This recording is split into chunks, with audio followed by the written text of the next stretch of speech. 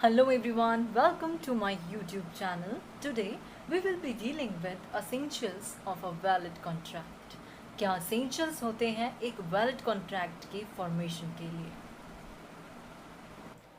Now, Section 2H of the Indian Contract Act defines contract, जिसका मतलब क्या होता है? Section 2H ये बोलता है कि an agreement which is enforceable by law is said to be a contract, right? So, अगर दो parties हैं, they are entering into a contract. अगर वो contract valid contract नहीं है, then the parties have to suffer certain problems, right? तो उसके लिए they must know the essential elements of a valid contract, isn't it?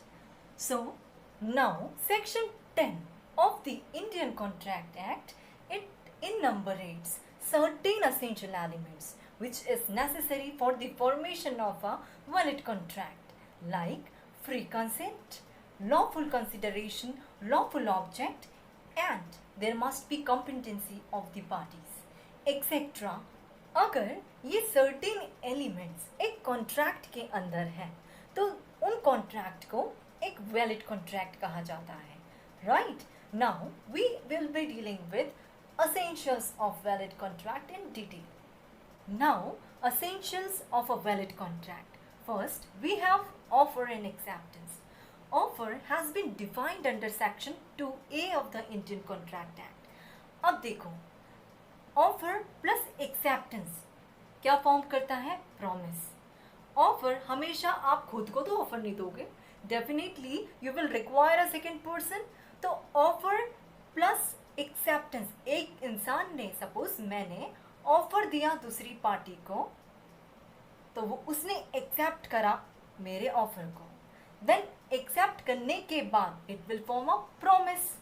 अब promise के साथ हमने क्या बोला कि I will give you this, तो मुझे ये देना, मतलब something back in return. When you both said consideration की जहाँ पे बात हुई, then it is forming an agreement. ठीक है. Now an agreement which become enforceable by law forms a contract. So, offer होना ज़रूरी है एक कॉन्ट्रैक्ट के लिए, वैलिड कॉन्ट्रैक्ट के लिए. जिसके साथ ऑफर लिया तो दूसरा पर्सन डेफिनेटली एक्सेप्ट करेगा उसे. अगर वही एक्सेप्टेंस अब क्या फॉर्म कर रही है? प्रॉमिस. प्रॉमिस के बाद प्रॉमिस लिया आपने तो आप भी प्रॉमिस करोगे, definitely I will give you something back in return, right? So it is forming a consideration. Consideration के बाद promise plus consideration forms an agreement. ठीक है.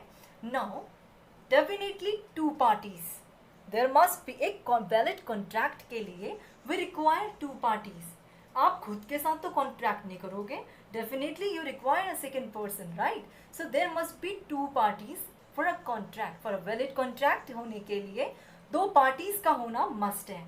ठीक है. So there must be two parties in a valid contract. Now there must be an intention to create legal relationship. Contract basically commercial agreements. I have told in my previous video, एक उसमें मैंने ये बताया था कि agreements कितने type के होते हैं. We have social agreement, we have domestic agreement, we have commercial agreement. Now see, domestic agreement and social agreement में इंटेंशन टू लीगल रिलेशनशिप नहीं होता until and unless आप स्पेसिफिकली वहाँ पे मेंशन नहीं करते हो. Now here in a commercial agreement, if we talk about, there should be always an intention to create legal relationship. अगर आप कॉन्ट्रैक्ट में एंटर कर रहे हो, सो वैलिड कॉन्ट्रैक्ट के लिए there must be an intention to create legal relationship. until and unless ये नहीं है, so you are not fulfilling the condition for the essentials of a valid contract. ठीक है. सो ऑफर प्लस एक्सेप्टेंस होना जरूरी है. There must be two parties, तभी तो कॉन्ट्रैक्ट होगा. और साथ में there must be intention to create legal relationship. Means अगर आपने कुछ अपना, ठीक है, दूसरी पार्टी ने उसको एक्सेप्ट करा, अगर वो पार्टी टर्म्स एंड कंडीशन को पूरा नहीं कर रही है आपके ऑफर का, definitely you should have the intention to create legal relationship. आप उन्हें स्यू कर सकते हो. There must be such intention. So this is a very much important essential element. ठीक है। नाउ सी, ऑफर जो है जिस इंसान के लिए बनाया गया है, मीन्स जिस पार्टी के लिए आपने ऑफर बनाया है, that offer must be communicated to that person and this is mandatory and this is necessary. जिसके लिए प्रपोजल रखा गया है, that proposal should be communicated to that person. ठीक है। For offer and acceptance we have a very important case of Lalman Shukla versus Gauridutt. उस case में क्या हुआ था, उस केस में क्या बोला गया था कि offer must be communicated to the person to whom it is made. Offer जिनके लिए बनाया गया है तो उसके terms and condition must be known by the second party. ठीक है। Now we have competency of parties.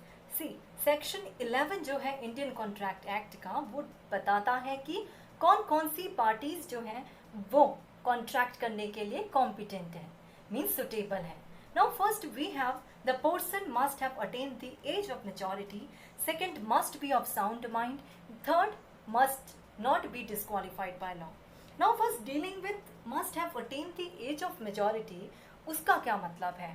Means as per Indian Majority Act 1875 के according we have the age of majority, that is 18 years of age.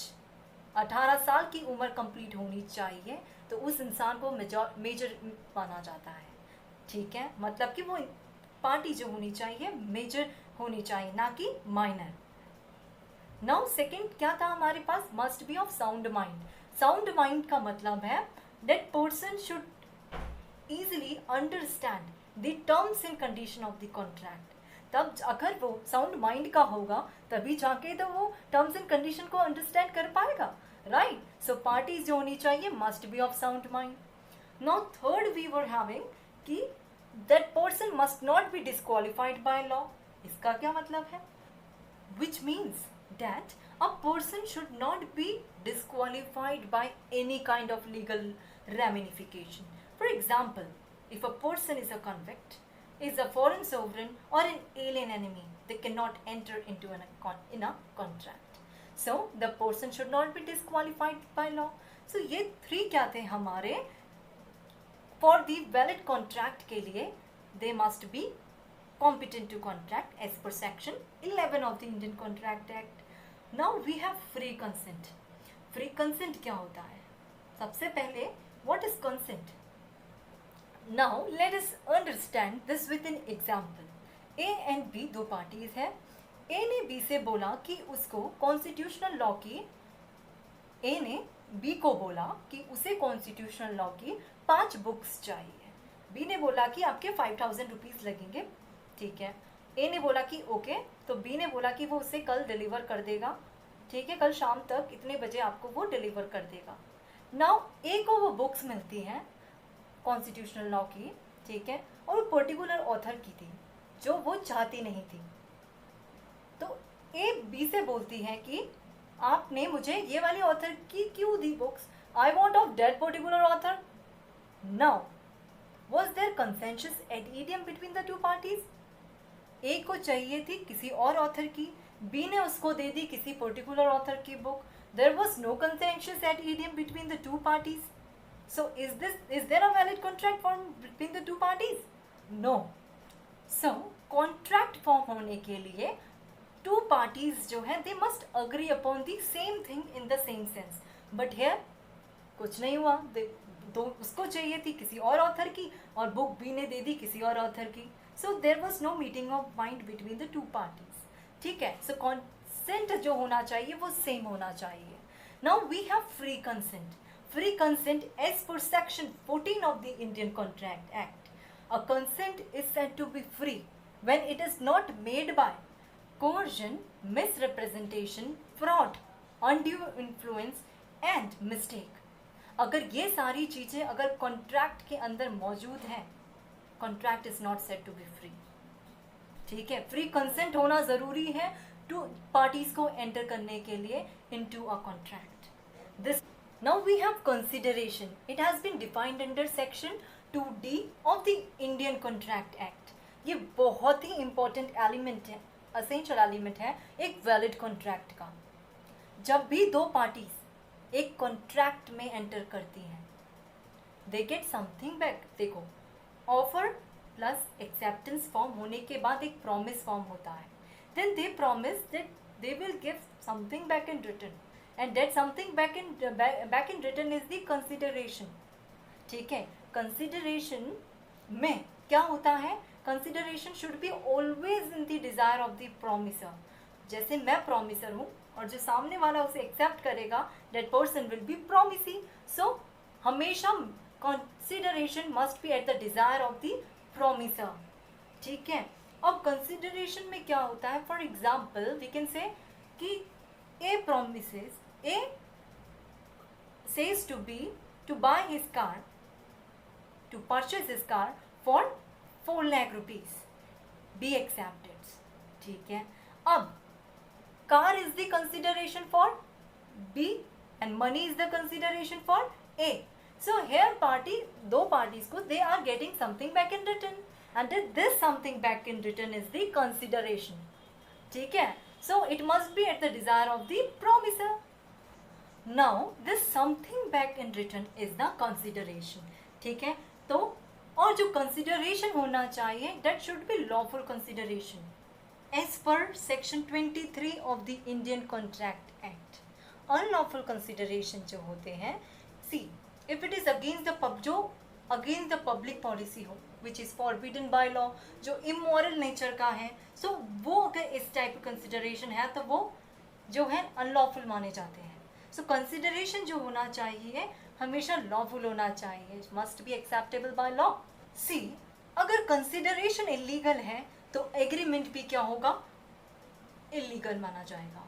ठीक है, so these were the important essential elements for the formation of a valid contract. Now to conclude, it can be said as a contract is said to be as an agreement which is enforceable by law. ठीक है, an agreement becomes enforceable when it is fulfilling the certain conditions, and these conditions are like key essentials of a valid contract. So अगर contract में two parties नहीं है, lawful object नहीं है, there is no consensus and idiom, there is no consideration, there is no consent, there is no free consent, और वहाँ पे lawful object नहीं है या फिर lawful consideration नहीं है या two parties नहीं है etc., तो वो contract जो है will be called as a void contract, illegal contract, and you can say it will not be enforceable by law.